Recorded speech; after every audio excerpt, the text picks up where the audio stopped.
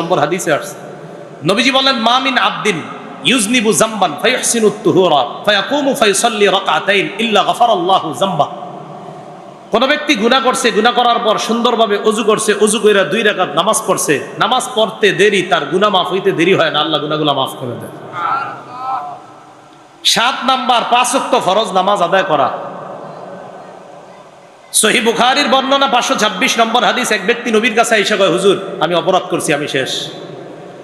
ওই মুহূর্তে আল্লাহ সূরা হুদের 114 নম্বর আয়াত নাজিল করে দিস, ওয়াকিমিস সালাতা তারাফাইন নাহারি ওয়া যুলাফাম মিনাল লাইল। দিনের 2 অংশে সালাত আদায় করো, রাতের কিছু অংশে, মানে ফজর থেকে একদম এশা পর্যন্ত এই নামাজ আদায় করো।